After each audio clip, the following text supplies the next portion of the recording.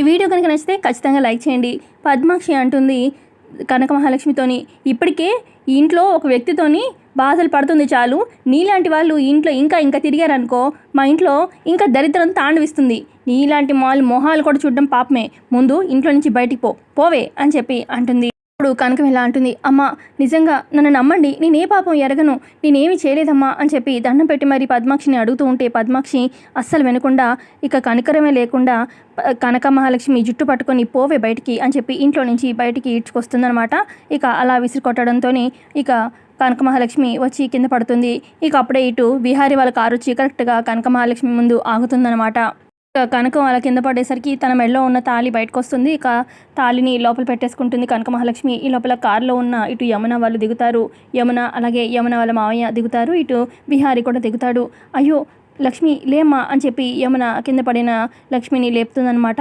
ఈ లోపల విహారీ కూడా వస్తాడు. ఇక విహారీ ఇప్పుడైనా లక్ష్మి మొహం చూద్దాం అన్నట్టుగా చూస్తూ ఉంటే లక్ష్మి మాత్రం విహారీ కనిపించకుండా యమున పక్కన దాక్కుంటూ ఉంటుంది, మొహం కనిపించకుండా. యమున అంటుంది, ఏంటి వదిన ఇది, అసలు లక్ష్మి ఏం తప్పు చేసింది, మీకు లక్ష్మి ఇష్టం లేకపోతే ఒక మూలను పడుంటుంది ఇంట్లో, అలా ఇష్టం లేదని చెప్పి ఇలాగా నిర్దాక్షిణ్యంగా ఇంట్లో నుంచి గెంటేయడం ఏమన్నా బాగుందా అని చెప్పి అడుగుతుంది. అప్పుడు పద్మాక్షి అంటుంది, అది చేసిన పని తెలిస్తే దాన్ని గెంటేయడం కాదు చంపి నరికి పారేయాలి అని చెప్పి అనగానే అప్పుడు విహారీ, అత్త నువ్వు కొంచెం ప్రశాంతంగా ఉండు, అసలు ఏం జరిగిందో చెప్పు అని చెప్పి అనగానే అప్పుడు సహస్ర వచ్చి, బావా ఒకసారి ఈ డ్రెస్ చూడు, ఈ ఎంగేజ్మెంట్ కోసం అని చెప్పి నా ఎంగేజ్మెంట్ కోసం అని ఎంతో ఇష్టపడి ఈ డ్రెస్ నేను తీసుకున్నాను, ఇదిగో ఈ డ్రెస్ చింపి పడేసింది చూడు అని చెప్పి చూపిస్తూ ఉంటుంది ఆ డ్రెస్ని. సహస్ర అంటుంది, ఎంతో ఇష్టపడి కొనుక్కున్న డ్రెస్ ఇప్పుడు చించి పడేసి ఏం తెలియనట్టు ఎంత బాగా నాటకం ఆడుతుందో అని చెప్పి అనగానే అప్పుడు లక్ష్మి, అయ్యో నన్ను నమ్మండమ్మా, ఇంట్లో ఇలాంటి మంచి శుభకార్యం పెట్టుకొని అందరూ సంతోషంగా ఉన్న టైంలో నేను ఇలాంటి పాడు పని ఎందుకు చేస్తానమ్మా, అసలు నేను ఆ డ్రెస్ ఎక్కడుందో కూడా చూడలేదు, అలాంటిది నేను ఎందుకమ్మా అలా చేస్తాను, నేను చేయలేదమ్మా నన్ను నమ్మండి అని చెప్పి అంటూ ఉంటుందన్నమాట కనక మహాలక్ష్మి ఏడుస్తూ. ఇప్పుడు పద్మాక్షి, ఇంకొక మాట మాట్లాడావంటే నాలుగు చీరేస్తాను, ఒక మనిషితో చనువు పెంచుకోవచ్చు కానీ నెత్తిని పెట్టుకోకూడదు, ఇలా దారిపోయే వాళ్ళందరినీ కూడా తీసుకొచ్చి ఇంట్లో పెట్టుకుని నెత్తిని పెట్టుకుంటే ఇదిగో ఇలాగే ఏదో ఒక చండాలం చేస్తూనే ఉంటారు, ఆయన చేసిన వాళ్ళకే నెత్తిన గుడ్డేస్తారు, ముంచి పడేస్తారు అని చెప్పి పద్మాక్షి అంటూ ఉంటే అప్పుడు యమున, అయ్యో వదిన అలా అనకు, లక్ష్మి చాలా మంచిది, ఒక్క నిమిషం ప్రశాంతంగా ఆలోచిస్తే లక్ష్మి పని చేయలేదని మీకు అర్థమవుతుంది, తనని అనవసరంగా అపార్థం చేసుకుంటున్నారు అని చెప్పి అంటూ ఉంటుంది. ఇప్పుడు పద్మాక్షి అంటుంది, ఆ అమ్మాయి గురించి మాకు బాగా అర్థమైందమ్మా, విలువలేని వాళ్ళందరినీ తీసుకొచ్చి నెత్తిని పెట్టుకుంటే ఇదిగో ఈ అమ్మాయిలాగే పంగనామాలు పొడుస్తారు, అసలు ఇది మామూలుది కాదు అని చెప్పి అంటూ ఉంటే ఇక అప్పుడు విహారీ వచ్చి, అత్త ఒక్క నిమిషం ఆగు అని చెప్పి విహారీ పద్మాక్షి దగ్గరికి వచ్చి ఇలా అంటూ ఉంటాడు, అత్త నువ్వు లక్ష్మి శారీ చంపడం చూసావా అనగానే లేదు అని చెప్పి అంటుందన్నమాట పద్మాక్షి. ఆ తర్వాత ఇటు సహస్రాన్ని కూడా అడుగుతాడు విహారీ, సహస్ర నువ్వు చూసావా అనగానే నేను కూడా తను డ్రెస్ చంపడం చూడలేదు కానీ నా రూమ్లోకి వెళ్ళింది అది మాత్రం తెలుసు అని చెప్పి అంటుంది. ఆ తర్వాత సహస్ర అంటుంది, ఎంగేజ్మెంట్లో వేసుకోబోయే షర్ట్కి మ్యాచింగ్ శారీ నేను వేసుకోవడం లేదని ఇదిగో నా డ్రెస్ చింపేసింది అని చెప్పి సహస్ర చెప్పేస్తుంది. అప్పుడు విహారీ, అసలు నేను ఎంగేజ్మెంట్లో వేసుకోబోయే డ్రెస్ ఏంటి అని చెప్పి అడుగుతాడు. ఇప్పుడు యమున చెప్తుంది, అది నాన్న నువ్వు మీ నాన్నగారి డ్రెస్ ఎంగేజ్మెంట్లో వేసుకోవాలని చెప్పి నేను ఆశపడ్డాను, అదే విషయం సహస్రకు కూడా చెప్పాను అని చెప్పి అనగానే అప్పుడు విహారీ, సరే సహస్ర ఈ మ్యాచింగ్ ఈ డ్రెస్ ఈ సంగతి ఇదంతా పక్కన పెట్టు, నువ్వు చూసావా లక్ష్మి డ్రెస్ చింపడం అది చెప్పు అని చెప్పి అడుగుతాడు విహారీ. అప్పుడు సహస్ర అంటుంది, అంటే బావా తను చింపడం అయితే నేను చూడలేదు అని సహస్ర చెప్తుంది.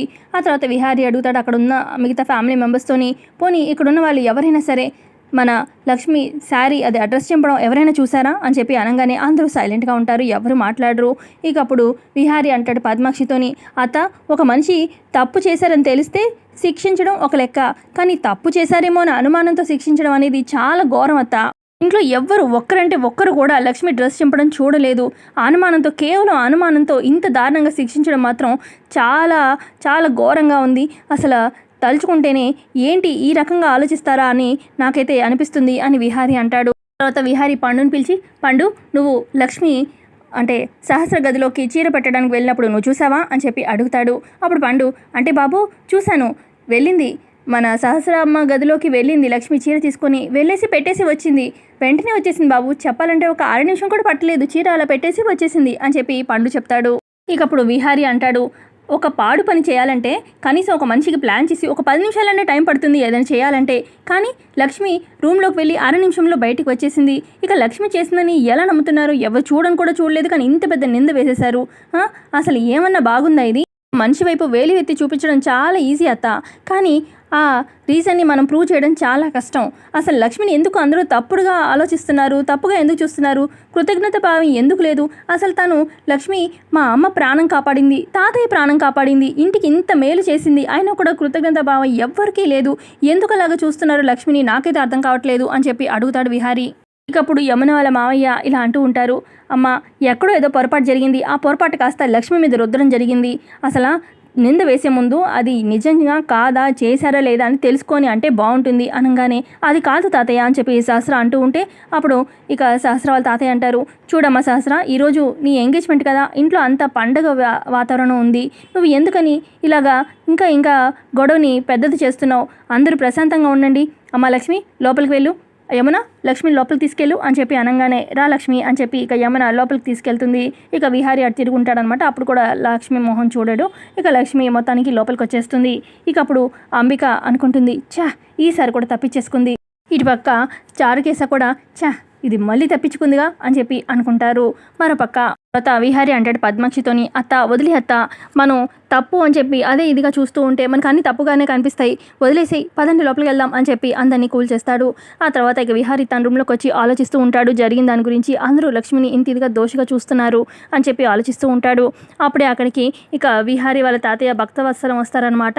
ఏంట్రా మనోడా, ఇంకా దాని గురించి ఆలోచిస్తున్నావా, జరిగిన దాని గురించి అనగానే, వదిలేయడానికి చిన్న విషయం కాదు కదా తాతయ్య, అందరూ లక్ష్మిని అంత ఇదిగా నిందిస్తున్నారు అని చెప్పి విహారీ అంటూ ఉంటే ఇప్పుడు వాళ్ళ తాతయ్య అంటారు, అంటే చెప్పాలంటే మీ పద్మాక్షి అత్తయ్య 20 ఏళ్ళుగా ఈ ఇంటికి దూరంగా ఉంది, ఇక మీ అమ్మకి సంబంధించిన వాళ్ళు ఎవ్వరు కనిపించినా కూడా పాత కక్షలు అవన్నీ గుర్తొచ్చి తను బగ్గుమంటుంది అంతేరా అని చెప్పి అనగానే, అప్పుడు ఇక విహారీ అంటాడు, అంటే నేను కూడా మా అమ్మ కొడుకునేగా, మరి నా మీద కూడా అంతే ఉండాలిగా, పోనీ నన్ను అసలు ఇష్టపడే వాళ్ళ ఇంటికి అల్లుడిని చేసుకుంటున్నారా విహారీ అంటూ ఉంటే అప్పుడు విహారీ వాళ్ళ తాతయ్య, అంటే ఇష్టపడకపోతే పరిస్థితి నిశ్చితార్థం వరకు రాదు కదరా, అయినా నువ్వు మరీ ఎక్కువగా ఆలోచిస్తున్నావు, వదిలేరా అని చెప్పి అంటూ ఉంటారు.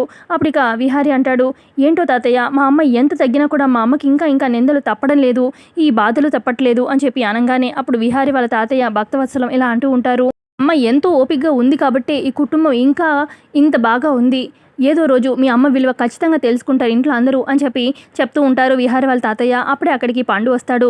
బాబు మీరు ఎంగేజ్మెంట్లో వేసుకోవాల్సిన డ్రెస్ అని చెప్పి ఇస్తాడు.